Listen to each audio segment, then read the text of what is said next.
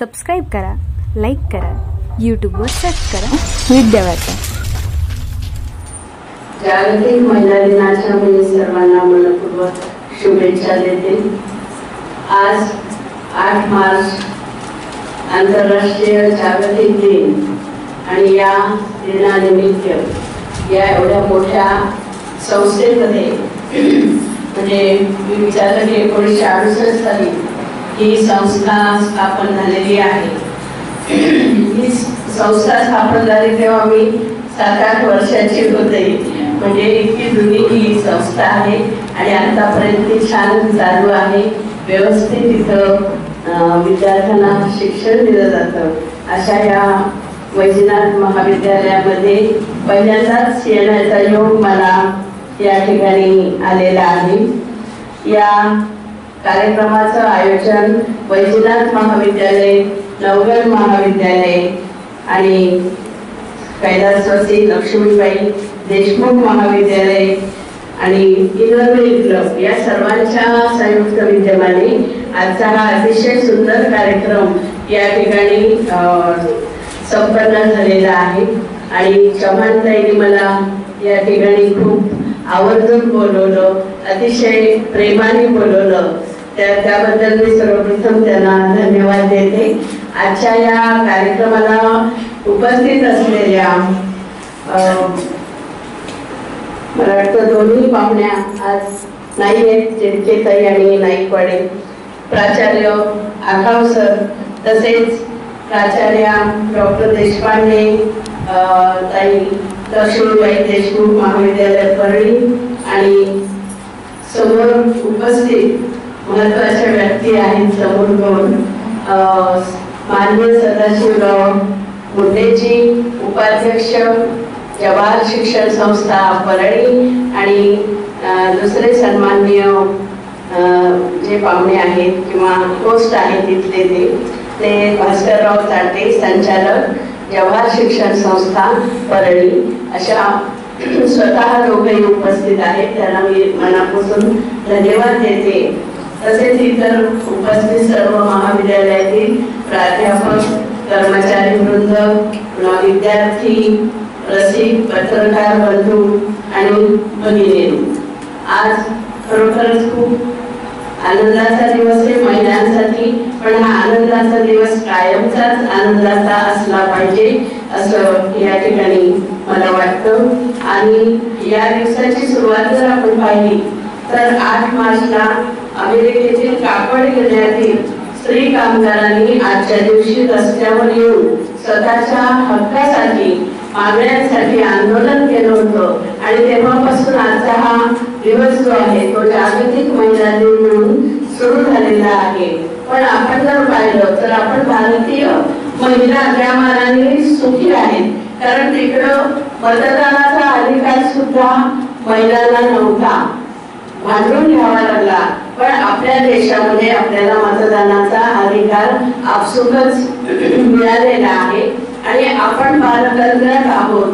आपल्यावर अन्याय होतोय महिलांवर, हे आपल्याला स्वतः रस्त्यावर येऊन भांडण्याची गरज पडली नाही हे सांगायला, तर आपल्यातील पुरुष सुधारक यांनी आपल्यासाठी सुरुवात केलेली आहे। म्हणजे आपल्या लक्षात आलं नाही महिलांच्या की आपण अन्यायग्रस्त आहोत, आपल्याला हक्क नाही येत, बरेचसे आपल्यावर अन्याय होतो आहे, स्त्री पुरुष समानतेत आपण जगत नाही आहोत, हे आपल्याला माहीत होतं पण लक्षातही येत नव्हतं। पण आपल्याकडं ही गोष्ट आपण समजून घेतली पाहिजे आणि त्याबद्दल पुरुष सुधारकांचं कौतुक केलं पाहिजे की सगळ्या सुधारकांनी, समाज सुधारकांनी आपल्यासाठी धडपड केलेली आहे, आपल्यासाठी या ठिकाणी अन्यायाविरुद्ध लढा दिलेला आहे।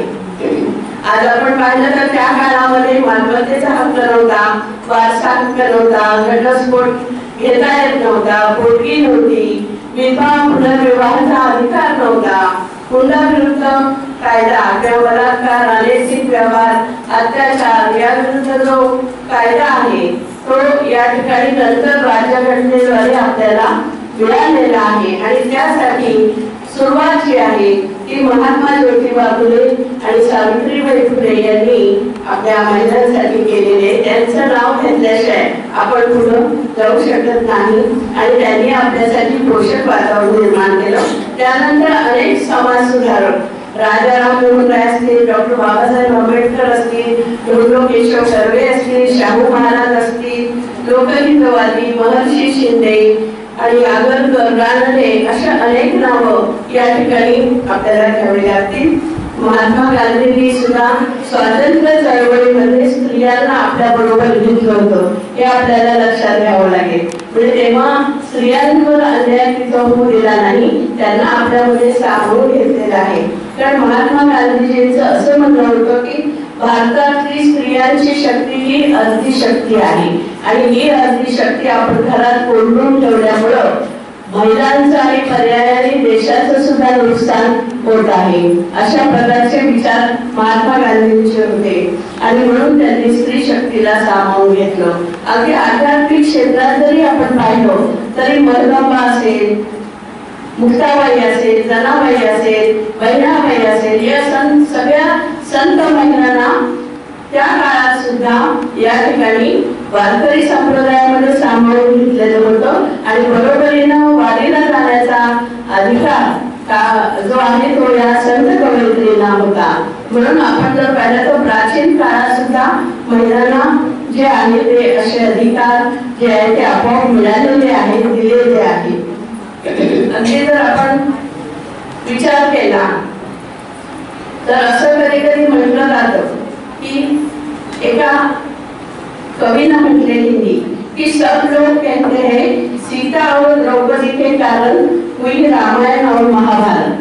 सब लोग कहते हैं सीता और द्रौपदी के कारण हुई रामायण और महाभारत. किसी ने ये नहीं कहा कि नारी का सम्मान न करने का अंतर है रामायण और महाभारत. दोन्हीकडे स्त्रियांवर अन्याय झालेला आहे आणि अन्यायाचा बदला स्त्रियांनी घेतलेला आहे. बरोबर, म्हणजे स्त्रिया जुन्या आपण कणकण होत्या, अन्याय झाला पण त्याच्यासाठी ते मनात त्यांच्या जीवानी लागलं, अपमान झालेला, अन्याय झालेला, द्रौपदीचं वस्त्र हरवलं असेल, सीतेचं असेल, त्रास जो तिला झालेला आहे, संशय जो घेतलेला आहे तिच्यावर, तर हे सगळं जे होतं तर हा अन्याय जो आहे तो झालेला आहे. आणि म्हणून प्राचीन कर्तृत्ववान महिलांवर अन्याय झाला आणि बऱ्याचदा त्या दुर्लक्षित गेलेल्या आहेत आणि या सगळ्या महिला या अतिशय कर्तृत्ववान होत्या.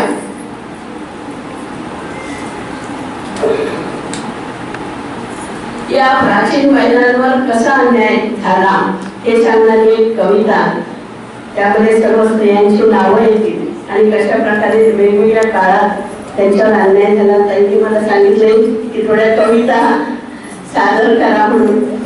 चव्हाण ताईंनी विशेष निरोप दिला म्हणून मी थोडस प्रयत्न करते.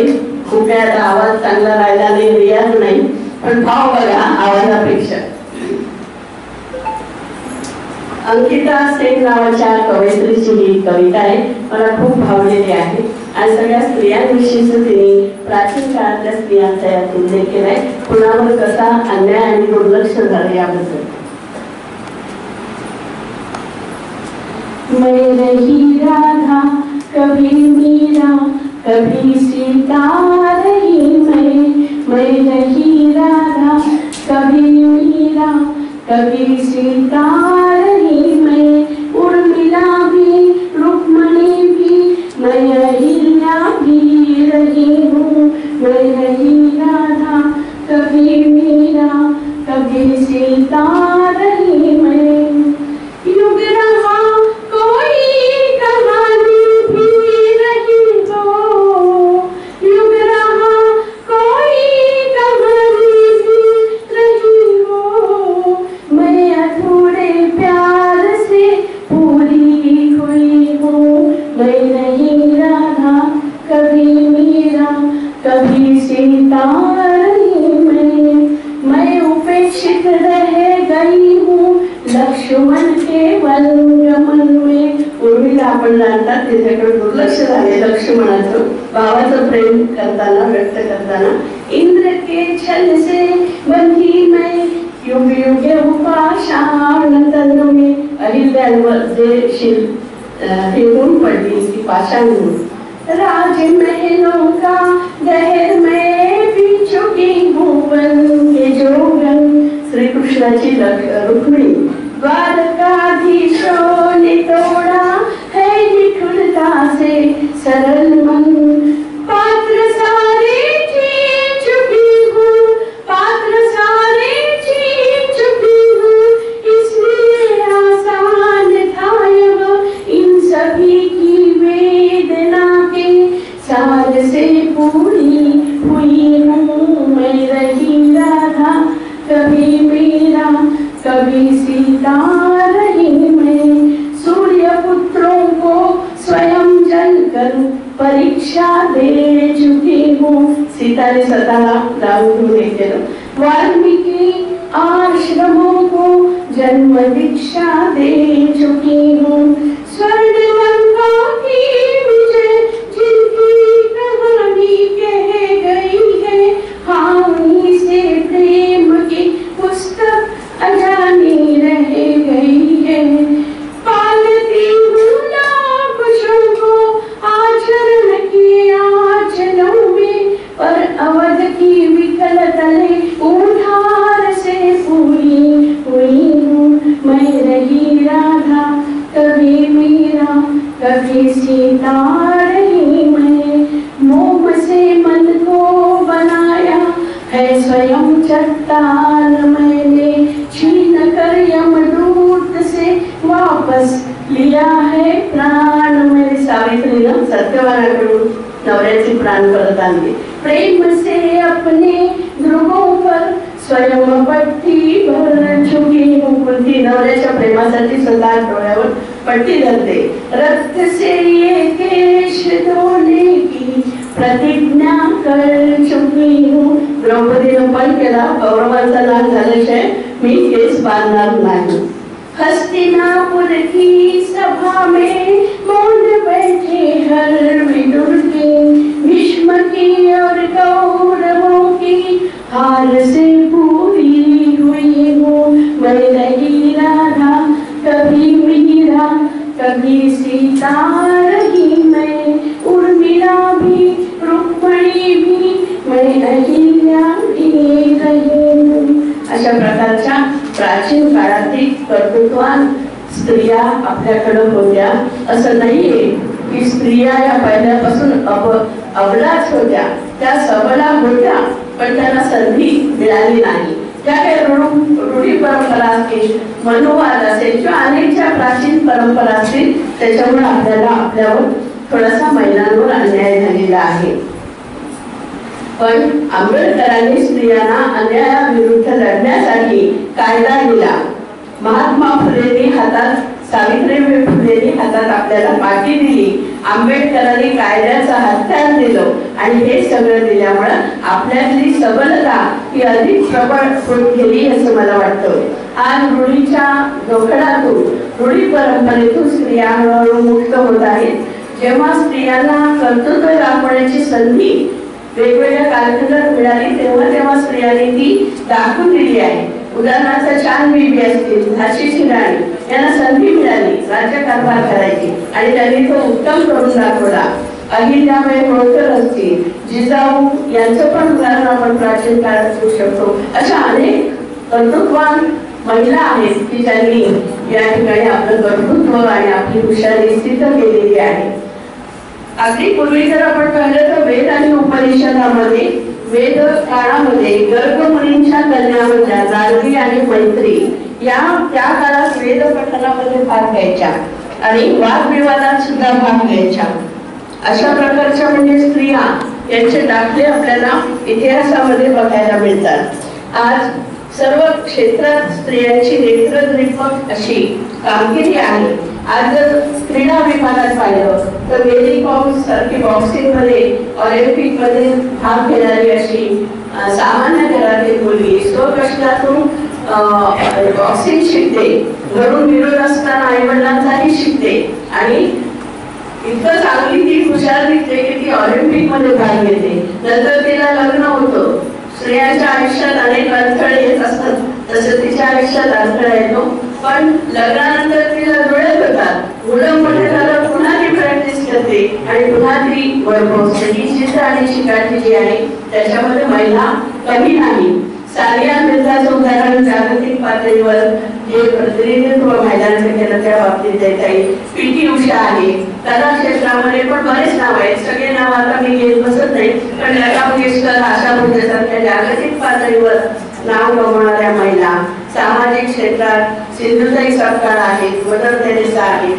राजकारणामध्ये इंदिरा गांधी आहेत, प्रतिभाताई पाटील आहेत, सुषमा स्वराज आहेत, आताच्या मुख्यमंत्री आहेत मुक्ता आहेत, सोनिया गांधी आहेत. आपल्या जर बीडमध्ये पाहिलं तर माझ्या सासूबाई केशवबाई क्षीरसागर या सुद्धा कुठलंही आरक्षण नसताना त्या एवढ्या मोठ्या राजकीय टप्पा त्यांनी घेतलेला आहे, गाजवलेला आहे. म्हणजे अगदी सरपंचापासून शुभारंभ करून ते आमदार, खासदार, या ठिकाणी सभापती, पंचायत समिती असं त्यांनी रेकॉर्ड केलं.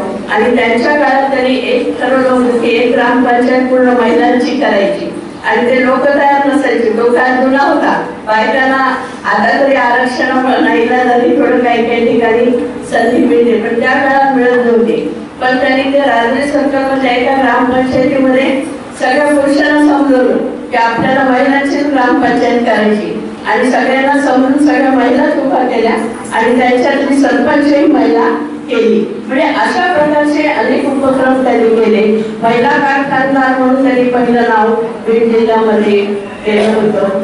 आणि या ठिकाणी जेव्हा त्या भेटायला गेल्या इंदिराजींना, तेव्हा त्या इंदिराजी म्हणल्या तुम महिला होकर साखर कारखाना कैसा चलाओगे, त्यामुळे तुम महिला होकर पंतप्रधान बन सकते हो, तो मैं कारखाना क्यों नहीं चला सकती. अशा प्रकारचा अल्पशिक्षित असून कुठलंही पाठबळ नाही, राजकीय वारसा नाही, पण स्वकर्तृत्वावर केशव काकू म्हणजे माझ्या सासूबाईंनी हे काम केलेलं आहे. नंतरच्या काळात आज बऱ्याच महिला, त्या काळात काही होत्या, विमलताई कुंदरा त्यांनी सुद्धा अतिशय चांगलं काम केलं. रजनीताई पाटील असतील, उषाताई दराडे असतील, पंकजाताई मुंडे असतील, अशा अनेक महिला आहेत. काहींचे नाव आता राहून जातील, मी हे सगळी कमी घेत नाही. अंतराळ कन्या म्हणून कल्पना चावला, सुनीता विल्यम या भारतीय वंशाच्या स्त्रियांनी उत्तम काम केलेलं आहे.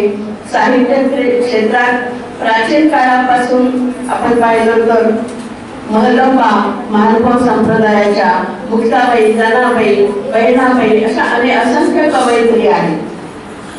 आज जर आपण पाहिलं तर या स्त्रियांकडे बघून असं मला असं वाटतं की हिम्मत से हौसलों से मुझे जानते हैं लोग, मेहंदी से चूड़ियों से अब नहीं मेरी पहचान. आता हिम्मत आणि हौसला असणाऱ्या या प्राचीन काळातल्या पण महिला सगळ्या क्षेत्रातल्या जर आपण पाहिल्या तर आपल्याला त्या नक्कीच दिसतात.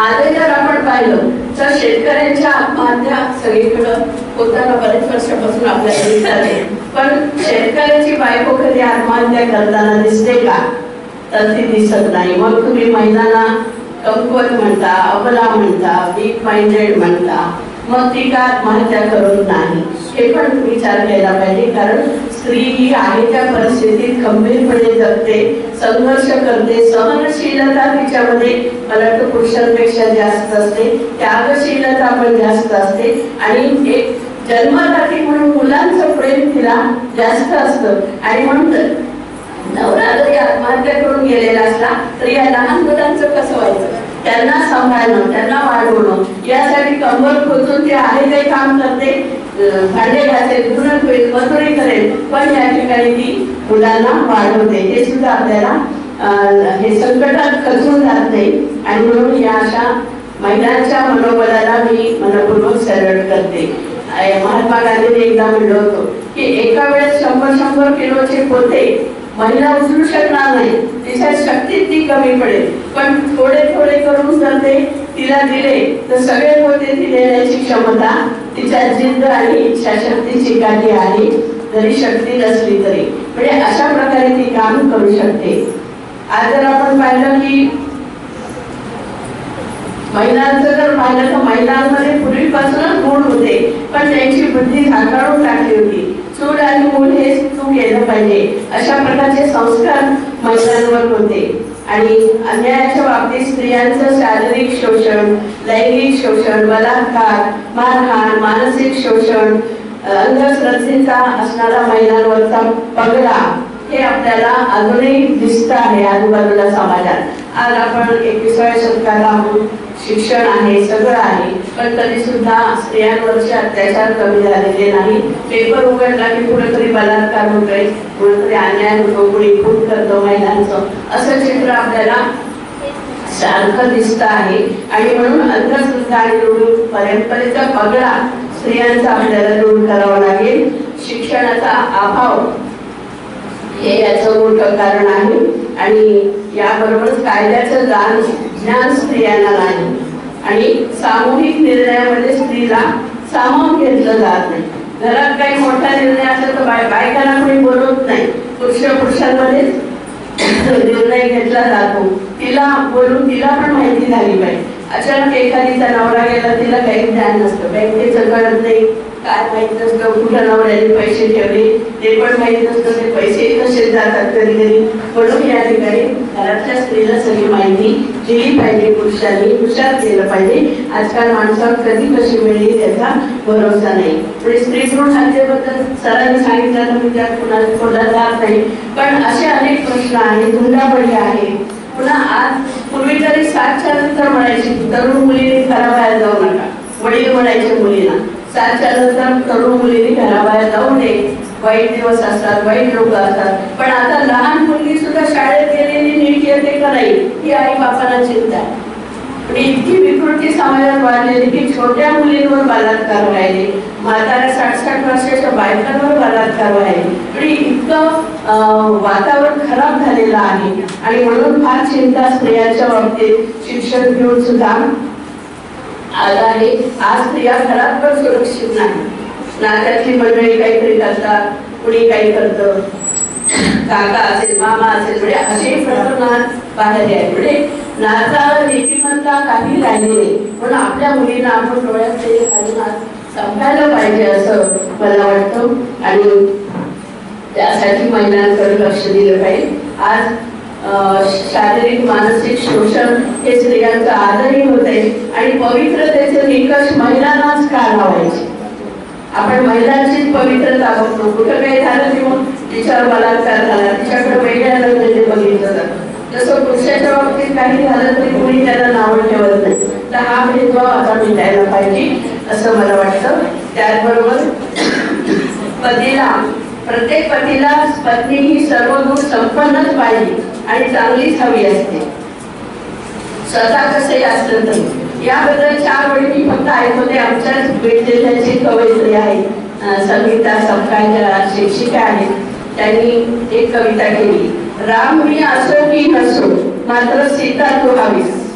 राम मी असो की नसो मात्र सीता तू हवीस. माझ्या साऱ्या कृत्यांना नजरेआड करण्यासाठी गांधारी तू हवीस. म्हणजे मी काही केलं तरी डोळ्याला पट्टी बांधून तू राहा, तू मात्र काही केलं की तुला माहेरी आकृती द्यायला.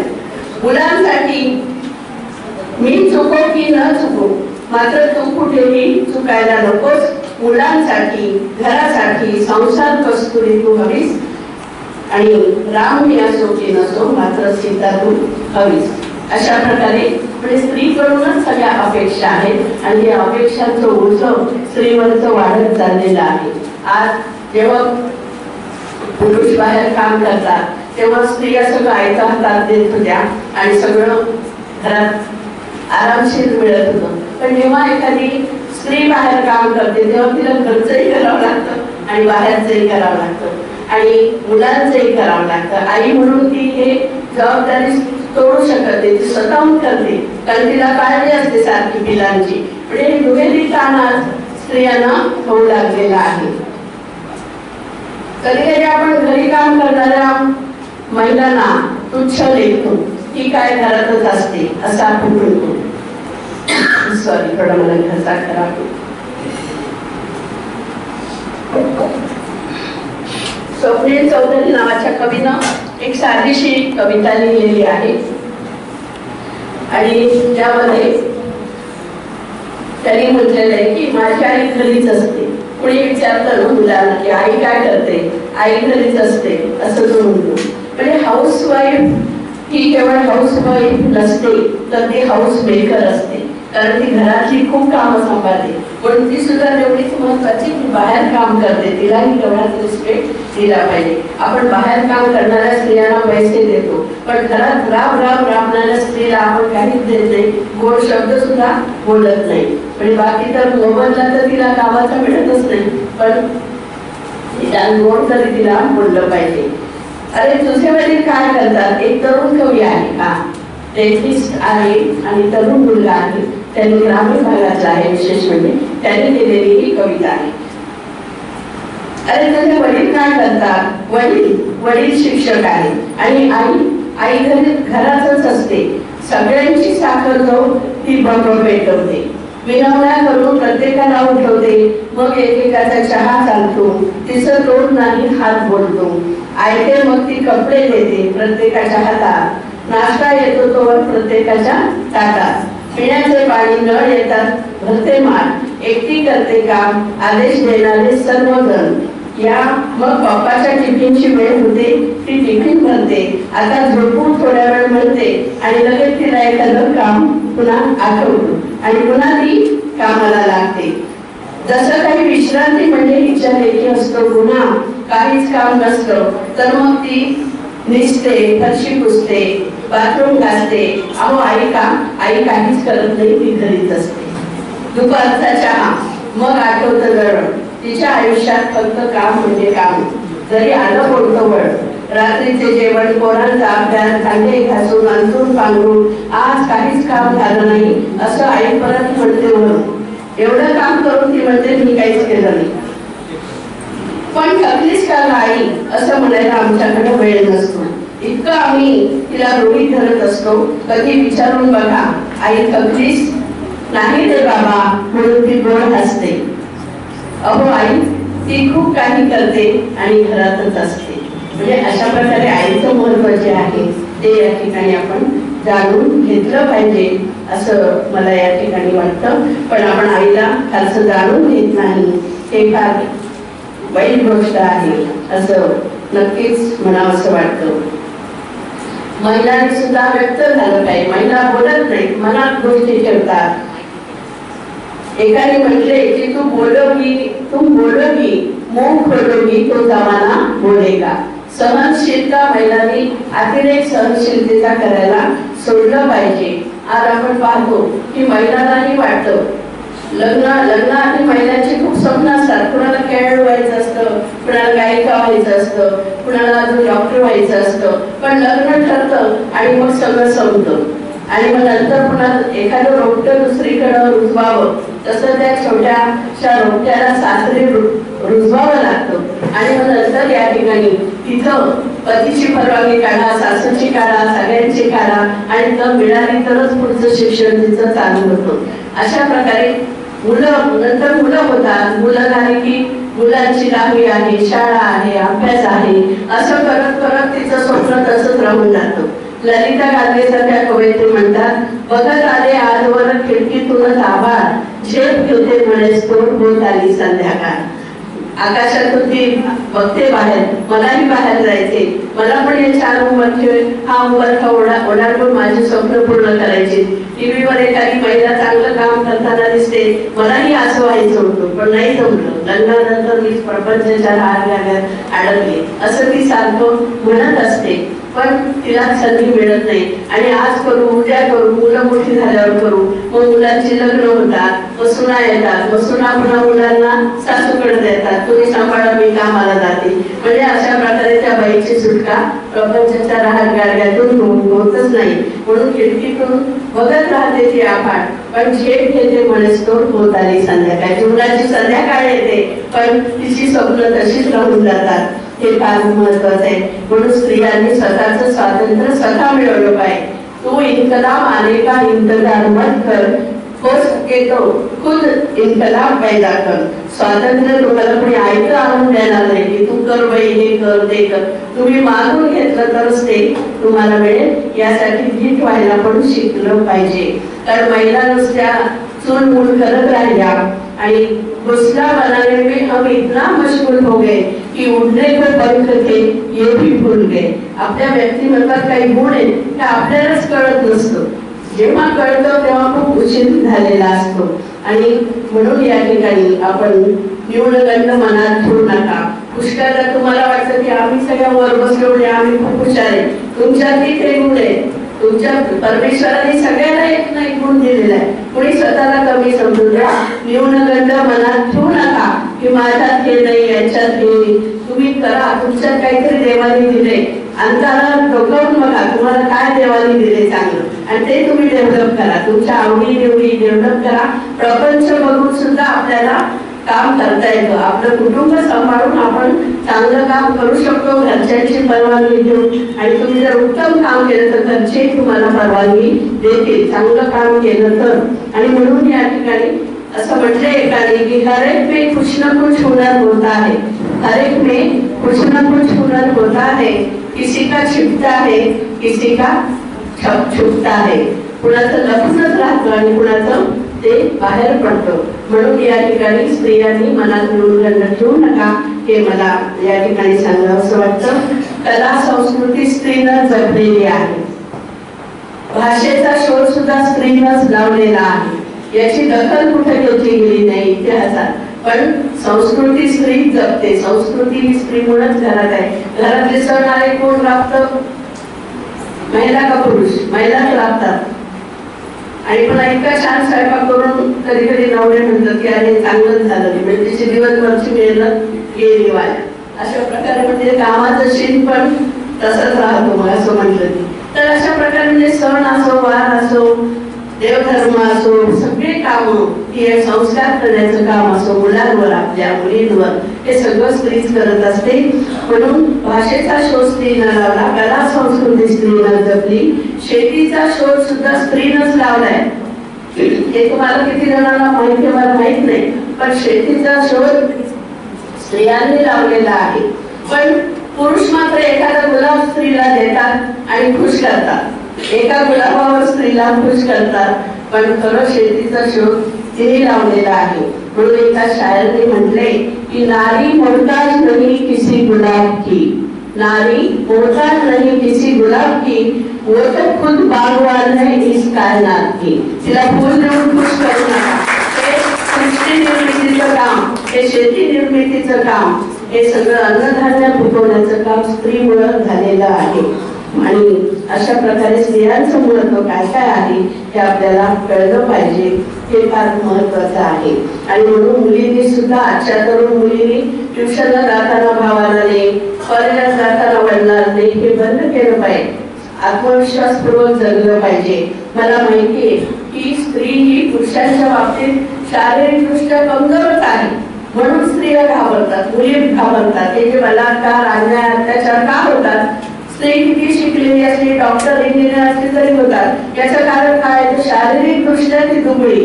आणि म्हणून पूर्वीच्या काळात जसे दालपट्टे किंवा इतर गोष्टी होत्या तसं मुलींना आता आपण सेल्फ डिफेन्स काठी कशी चालवायची या गोष्टी शिकवल्या पाहिजे. आणि स्वतःचं आत्मसंरक्षण करण्यासाठी टेक्निक यूज केलं पाहिजे. जसे शिवाजी महाराजांचे धडे होते आपल्याला की शक्तीपेक्षा युक्ती श्रेष्ठ.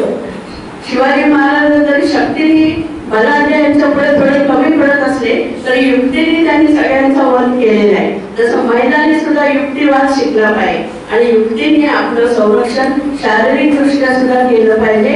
हे करता येतं ठरवलं तर असे सेल्फ डिफेन्सचे धडे जुडो कराटेचे धडे आपल्या मुलींना द्या आणि त्याच्यातून मुलींना खंबीर करा असं मला वाटतं. आणि यासाठी महिलांनी लक्ष मुलींकडे दिलं पाहिजे हे मला जाणीवपूर्वक म्हणायचं आहे. आज जर आपण म्हणलं की पुष्कळदा असं होतं बघा की घरी कुणी आलं आणि एकटीच महिला घरी आणि पाहुणे आले लोक आले ती दारू करते. तिला विचारतात घरी कोण आहे? ती म्हणते घरी कोणीच नाही. ती नसते का घरी? ती म्हणू शकते मी स्वतः घरी आहे. काय सांगा का? मी आहे घरी. मी अमुक यांची पत्नी आहे यांची मुलगी आहे यांची सून आहे. पण स्त्रियांना हे पण कळत नाही. त्या सरळ म्हणतात घरात कोणीच नाही. छोटी स्वतःचं व्यक्तिमत्व आपलं अस्तित्व सुद्धा स्त्री विसरून जाते. इतकं ती परावलंबी आणि परंपरेनं झालेली आहे. ती स्वतःला विनतच नाही, हे फार महत्वाचं आहे, हे लक्षात घ्या. आणि आज जर आपण पाहिलं तर बचत गटाच्या मुळे बऱ्याचशा महिला आर्थिकदृष्ट्या स्वावलंबी बनलेल्या आहेत.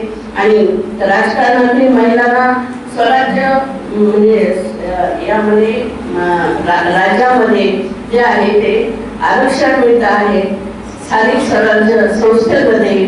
आणि त्यामुळे सरपंच, पंचायत समिती सभापती काहीतरी संधी महिलांना आरक्षणामुळे मिळू लागलेली आहे. आणि महिला स्वावलंबी होऊ लागलेल्या हळूहळू का होईना व्हायला लागलेले आहे.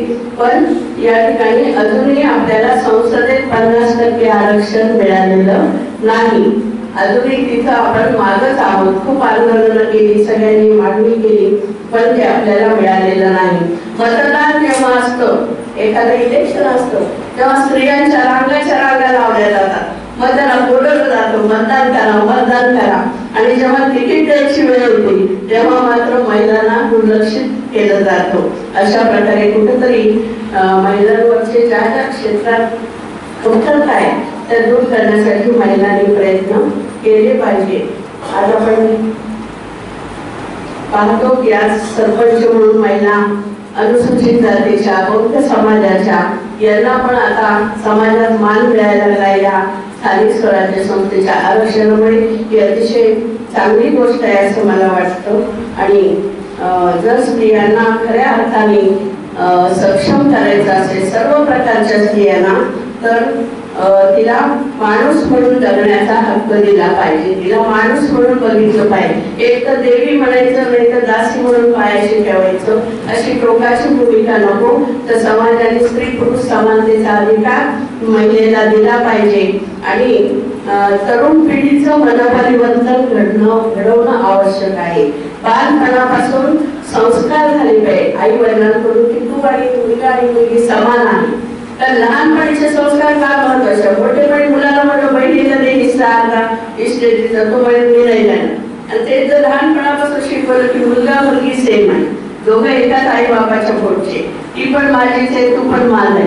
पण असा विचार जो आहे तो लहानपणी रुजवला तर संस्कारक्षम वयातच मुलं संस्कारित होतात. म्हणून आई वडिलांनी हे जाणीवपूर्वक करण्याची गरज आहे. आणि समाजाचा स्त्रीकडे बघण्याचा दृष्टिकोन बदलला पाहिजे. स्त्रीला सामाजिक सुरक्षितता देणे, आर्थिकदृष्ट्या तिला स्वावलंबी बनणं गरजेचं आहे. ग्रामीण भागात विशेषतः स्त्रियांवर जास्त अंधश्रद्धेचा पगडा आहे. स्त्री पुरुष समानतेच्या बाबतीत भेदभाव आहे. तिथं उद्बोधन झालं पाहिजे. तिथं ग्रामीण स्त्रियांना हाताला काम दिलं पाहिजे. व्यवसायाभिमुख तिला नोकरी किंवा धंदा हा टाकून दिला पाहिजे. ग्रामीण भागातल्या शैक्षणिक सुविधा मिळाल्या पाहिजे. कायद्याचं ज्ञान ग्रामीण भागातल्या महिलांना नसतं, त्यांच्यापर्यंत ते पोहोचलं पाहिजे. आज बंधू साधूंचा किती हे झालेलं आहे, सगळीकडे गोंधळ चालू आहे. हे तुम्ही पाहता, महिला जास्त बळी पडतात बंधू साधूंना आणि अत्याचारित होतात. तर ह्यासाठी त्यांना जागृत करणं गरजेचं आहे. स्त्रीच्या आरोग्याकडे लक्ष देणं आवश्यक आहे. पौष्टिक आहार स्त्रीला नाही म्हणून कुपोषित बालक जन्म घेऊ लागलेली आहे. स्त्रीचं आरोग्य तिने सांभाळलं पाहिजे. स्त्री म्हणजे घराचा कणा आहे. एक बघा, एखादी बाई अंथरुणाला केली सगळं घर कोलमडून पडतं. नवऱ्याला त्याचे कपडे सापडत नाही, सासऱ्याला औषध दिले जात नाही, मुलांचे डबे कोणी बनवत नाही, सगळं घर स्वच्छता राहत नाही, अस्तव्यस्त घर होतं. का तर घरातली बाई जर आजारी पडली महिना पडतं. पण घरातल्या बाईला फार महत्व आहे. कारण घराची व्यवस्था ती सांभाळते. आणि मुलाबाळांना सासू सासऱ्यांना औषध देणं, नवऱ्याचा डबा करणं, मुलांचं सांभाळणं, येणाऱ्या जाणाऱ्यांचं करणं, ही सगळी कामं ती करते. तिची कामं दिसत नाही पण खूप काम ती दिवसभर करत असते. म्हणून या ठिकाणी तिला आरोग्य तिचं पुरुषांनी घरातल्या लक्ष दिलं पाहिजे. तिने स्वतःकडे दुर्लक्ष करता कामा नये. काल परवा एक पोस्ट आली होती की महिलांनी स्वतःच्या आरोग्याकडे दुर्लक्ष करू नये. एका बाईनी स्वतः ती टाकली, मरण्याच्या आधी तिने टाकली. म्हणजे स्वतःकडे दुर्लक्ष करण्याने काय काय होऊ शकतं हे त्यामध्ये सांगितलेलं आहे. दुसरी गोष्ट की स्त्रियांनी आपलं दुःख आपल्या लेखणीतून मांडलं पाहिजे. पूर्वी कसं व्हायचं की सगळे पुरुषच लिहायचे, फक्त महिलांचं दुःख तेच त्यांच्या भावात स्वतः स्त्रिया असं म्हणून ते लिहायचे, कारण बायका लेखनच करत नव्हते. पण स्त्रियांनी स्वतःचं दुःख स्वतःच्या लेखणीतून मांडलं पाहिजे. परत दुःख हे शीतल असतं. पुरुषाला काय माहिती तुम्हाला काय वेदना होतात, आणि म्हणून आपण कविता करा, आपण लेखन करा, आपण आपले अनुभव मांडा, आत्मचरित्र लिहा, कादंबरी लिहा. पण लेखन सुद्धा तुम्ही केलं पाहिजे, प्रगट झालं पाहिजे. असं बोलता येत नाही तर असं लिहा, लेखनातून तुम्ही व्यक्त व्हा, डायरी लिहा, हे फार महत्वाचं आहे. एकाने असं म्हटलेलं आहे की तुम कितना कब मुझे लिखावट में ढालोगे, तुम कितना और कब कैसे मुझे लिखावट में ढालोगे, मैं ही कलम बन के बोलने लगूं तो बढ़िया बात होगी. दुसऱ्या तुम्ही माझं किती दिवस सांगणार, मी स्वतः कलम म्हणून जर माझं मन प्रगट केलं तर ते सगळ्यात उत्तम होईल. पण स्त्रियांनी लिखाण करणं सुद्धा अतिशय आवश्यक आहे असं मला वाटतं. आज स्त्रिया सगळ्या क्षेत्रात पुढे येत आहेत. आज स्त्रिया शोभेच्या पावल्या राहिल्या नाही, त्यांच्या कर्तृत्वाची झळाळी हेच त्यांचं आत्मिक सौंदर्य झालेलं आहे. आजची तरुण मुलगी म्हणते की मैं इत्र से नहीं हूँ यह आरज़ू नहीं, मैं इत्र से नहीं हूँ यह आरज़ू नहीं, कोशिश है कि मेरे किरदार से खुशबू आए. तुमच्या व्यक्तिमत्वातून सुगंध आला पाहिजे, या की तुमच्या कपड्यातून आणि परफ्यूम मारून वरून सुगंध आला पाहिजे. तुमचं व्यक्तिमत्व स्वयंभू असं पाहिजे की तुम्हाला पाहून लोकांना आदर वाटला पाहिजे, तुमच्याबद्दल चांगली भावना वाटली पाहिजे. ते महत्वाचं आहे.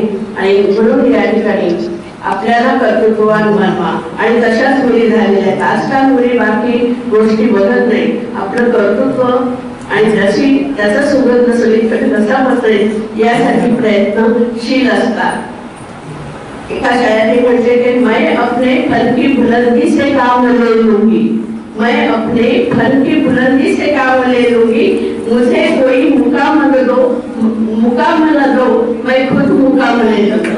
मी स्वतः माझी जागा वरती, तुम्ही मला ऐकलं करायची गरज नाही. आता मी स्वतः कर्तृत्वाने मी माझं कष्ट करून माझं नाव उंचीवर येणार आहे, मी उंचीवर स्वतः जाणार आहे. मला आधार नको, आता कुठल्या नको कुणाच्या, माझ्या स्वतःचा देश, माझ्या स्वतःचा आत्मबळ मला आज वर येणार आहे.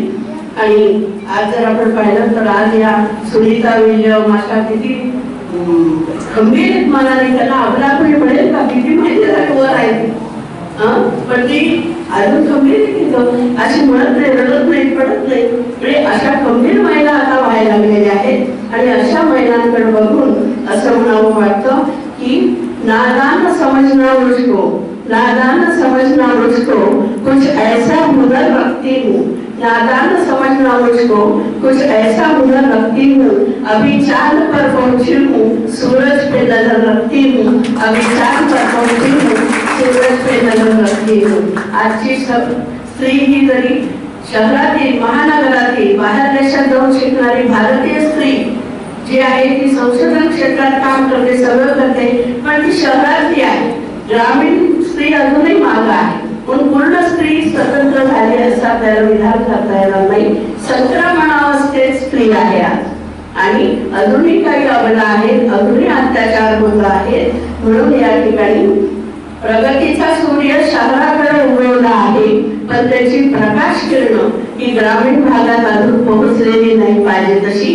जेव्हा ग्रामीण भागात आपली सुधारणा होईल तेव्हा खऱ्या अर्थानं स्त्री सगळीच भारतीय समर्पित असं आपण विधान करू शकू. जसं महात्मा गांधी म्हणतात की भारत देश हा शहरात राहत नाही, भारत देशातला लोक हे शहरात राहत नाही, ते ग्रामीण मध्ये शेतकरी आहे.